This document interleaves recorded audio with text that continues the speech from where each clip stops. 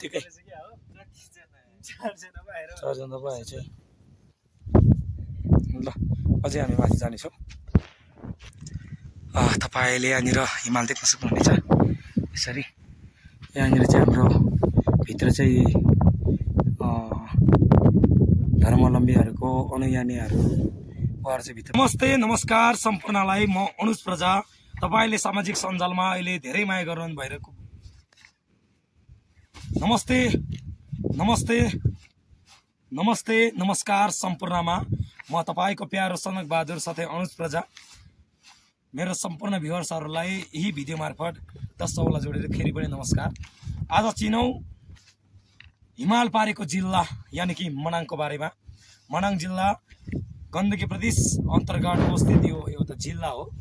यहाँनिर मनाङ जिल्ला धार्मिकदेखि लिएर संस्कृति, रहनसहन, यहाँको चालचलन र भौगोलिक दृष्टिकोणले पनि धेरै पर्यटकले पनि महत्त्वपूर्ण जिल्ला हो। यहाँनिर रहेको धेरै प्रसिद्ध गुम्बाहरू छन्। यो गुम्बाहरू केवल धर्मसँग मात्रै जोडेको होइन। यो मनाङ जिल्ला भनेको तिब्बती बौद्ध धर्मसँग जोडेको छ। यहाँ रहेको गुम्बाहरू धर्मसँग मात्रै नजोडिकन यहाँको गहिरो इतिहास संस्कृतिसँग पनि जोडिएको छ। मनाङ जिल्ला अन्तर्गत नै रहेको भ्राका अन्तर्गत रहेको गुम्बा सबैभन्दा पुरानो गुम्बा मानिन्छ। त्यो 500 वर्ष पुरानो मानिन्छ करिब करिब। त्यही माथि आज यहाँनिर म क्यामेराम्यान रामजीको साथमा म अनुज प्रजा यहाँनिर एउटा गुम्बा समथिङ कोछोक गुणोक्रामा भन्ने गुम्बामा आएको छु। यहाँनिर रामजी, यहाँनिर हाम्रो हिमाल साथैमा हिमालको काखमा म छु। यहाँनिर विदेशी भूमिमा रहनुहुने मेरो साथीहरूले पनि सबैलाई सम्झाउन यसै भिडियो मार्फत र म यहाँ घुम्न आउनको लागि मौका दिनुहुने यति फाइबर नेट चाँडै नै मनाङमा यहाँनिर हाम्रो फाइबर विस्तार हुँदैछ। नेट बनाउने क्रममा इन्टरनेटको सर्भिस दिने क्रममा म यहाँ आइपुगेको छु। आउनुहोस् हेरौँ गुम्बाभित्र छिरौँ। रामजी क्यामेराको साथमा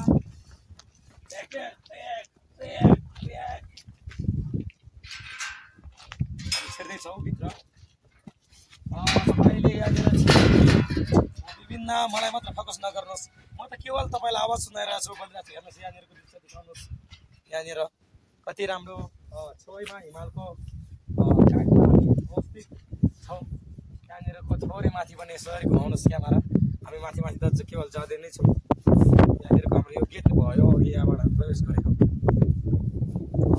अगाडि okay, let's move, follow me. हाम्रो प्रेम भाइ तलतिर हुनुहुन्थ्यो, अक्सिजन पुगेन अरे। हिमाल यहाँ यत्तिकै छ, अहिले लगभग करिब -2 डिग्री छ।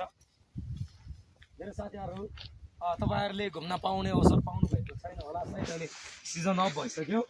यहाँ चाहिँ कस्तो हुन्छ भने 6 महिना चाहिँ सिजन चल्छ। त्यो बेलामा चाहिँ यहाँनिर चाहिँ यति घुइँचो हुन्छ पर्यटकको, आन्तरिकदेखि लिएर बाहिरी पर्यटकको यति घुइँचो हुन्छ। त्यो बेलामा चाहिँ यहाँनिर चाहिँ यति धेरै विदेशी पर्यटकहरू हुन्छ। अहिले चाहिँ ठ्याक्कै सिजन अफ भयो 6 महिनाको लागि। यहाँ बसोस गर्ने बासिन्दाहरू पनि अत्याधिक चिसो बढ्ने भएको हुनाले चाहिँ थोरै हिन्दू बेसी सहर जस्तै अलि फाटमा चितवन यस्तो त्यही कारणले गर्दा यहाँनिर छैन। अब यो गुम्बामा चाहिँ गुरुजन भिक्षुहरू लामा हुनुहुन्छ होला। जतिसम्म यहाँनिर एक्सप्लोर गर्न मिल्छ, घुम्न मिल्छ, त्यहाँसम्म हामी पुग्नेछौँ। बौद्ध धर्म भनेको यस्तो धर्म हो, शान्त अनि निस्वार्थ भावनाले बुद्धत्व प्राप्त गर्ने असल ज्ञानको मार्गमा एउटा दर्शाउने एउटा धर्म हो। तपाईँले भन्नु होला फेरि धर्मको प्रचार गर्यो भनेर। यो मेरो व्यक्तिगत स्वतन्त्रको कुरा हो, यो मेरो व्यक्तिगत बुझाइ अनि मेरो कुरो हो।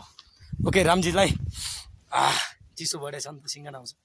रामजीलाई यो मुभ गर्दै यहाँनिर रामजी के छ ल, क्यामेरा मेरो हातमा लिएँ। अब तपाईँलाई म अघि देखाउँदै लानेछु।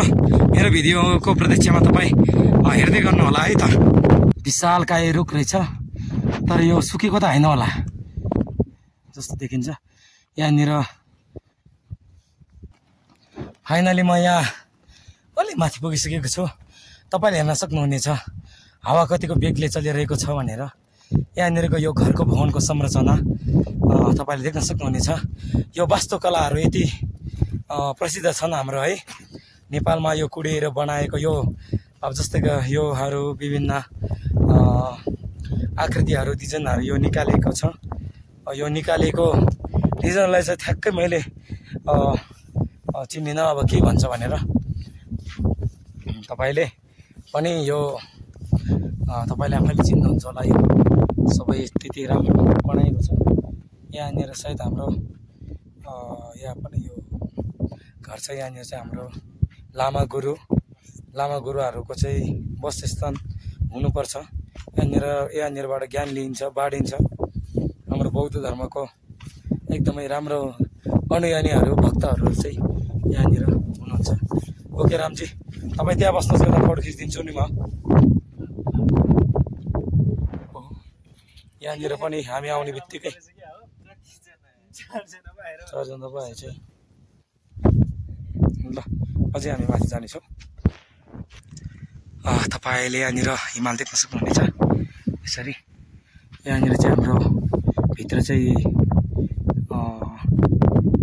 धर्मावलम्बीहरूको अनुयायीहरू उहाँहरू चाहिँ भित्र पूजा गर्दै हुनुहुन्छ। सायद अनुमति बिना जान पनि मिलेन। यहाँबाट देखिने दृश्यहरू यही हो। तपाईँको साथमा म बोल्दै अनुज प्रजा, साथै यहाँ रामजी। यहाँनिर चाहिँ यहाँबाट देखिने दृश्यहरू हेर्दाखेरि मनमोहक हुन्छ। तर एउटा भाइले चाहिँ अक्सिजन नै पुगेन भनेर तलै बस्यो। हुन त यो मनाङको धेरै हाइट पनि होइन। हामी मनाङको बेस क्याम्प धरि त पुगेका छैनौँ। हामी त्यो मनाङको तिल्ली चाहिँ अहिले जान मिलेन, सिजन अफ भइसक्यो। कोट फुटेर पुरा यस्तै भएको छ चिसोले है यहाँनिर। ठिकै छ, तपाईँको माझमा यो भिडियो राख्दै अब भने हामी तपाईँलाई पछाडिको दृश्यहरू प्राय गुम्बाहरू माथि नै हुन्छ। मनाङ जिल्लाको बारेमा त तपाईँलाई पनि इन्टरनेट विभिन्न स्रोतहरूबाट तपाईँले थाहा पाउन सक्नुहुन्छ। कतिको धर्म संस्कृति कतिको धनी छ। भौगोलिक जनसङ्ख्या कम, तर धरोहरले धर्मको हिसाबले धर्मकर्म अनि तिब्बतीयन बौद्धको हिसाबले चाहिँ धेरै मात्रामा यहाँनिर प्राकृतिक मनोरम दृश्य साथै एकदम धनी छ भनेर चाहिँ तपाईँलाई मैले चाहिँ भिडियोमा जानकारी गराएँ। Okay, thank you. अघिल्लो भिडियोमा पछिल्लो भिडियोमा भेटौँला।